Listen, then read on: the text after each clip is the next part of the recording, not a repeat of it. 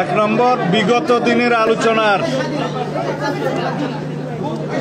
ধারাবাহিকতায় আজকে ৭০ অনুচ্ছেদ অনুসারে আমাদের একটা সিদ্ধান্ত হয়েছে। ৭০ অনুচ্ছেদে সবাই দুইটা বিষয়ে একমত হয়েছে। সেই দুইটা বিষয় হলো আস্থা ভোট এবং অর্থ বিল। এই দুইটা বিষয় বাদে ৭০ অনুচ্ছেদে সংসদ সদস্যরা স্বাধীনভাবে ভোট প্রদান করতে পারবেন, দলের বিপক্ষেও। কিন্তু আমাদের আরেকটা অবস্থান আছে, আরও কয়েকটি রাজনৈতিক দল তার সাথে সংবিধান সংশোধনী বিলের বিষয়টি যুক্ত করেছেন, আমরাও করেছি।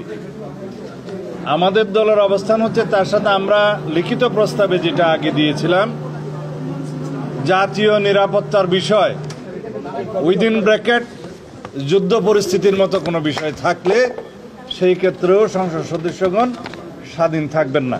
সিদ্ধান্ত হয়েছে আস্থা ভোট এবং অর্থ বিলের বিষয়টি জাতীয় সনদে উল্লেখ থাকবে, সবাই স্বাক্ষর করতে পারবেন।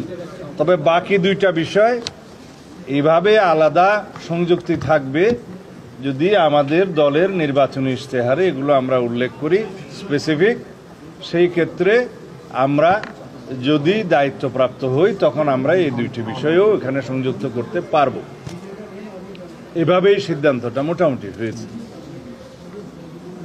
আর স্থায়ী কমিটির বিষয়ে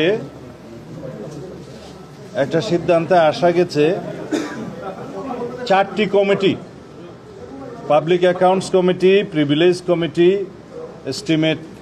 estimation committee, public undertaking committee সহ, এই 4টা সহ অন্যান্য কিছু জনগুরুত্বপূর্ণ বিষয় সংক্রান্ত স্থায়ী কমিটিগুলোর সভাপতির পদ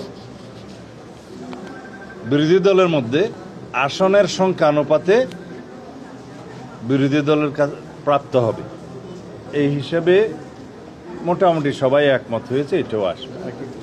আর এখন আলোচনা চলছে নারী আসনের বিষয়ে, এখনো সেটা সমাপ্ত হয়নি। তবে 100 আসন সংরক্ষিত রাখার বিষয়ে সবাই মোটামুটি একমত। এটা নির্বাচন পদ্ধতি কি হবে সেটা নিয়ে বিতর্ক হচ্ছে, আপনারা পরে জানতে পারবেন। সংসদীয় স্থায়ী কমিটি আবার বলতে হবে। সংসদীয় স্থায়ী কমিটির মধ্যে 4টা কমিটি গুরুত্বপূর্ণ, যেগুলো পাবলিক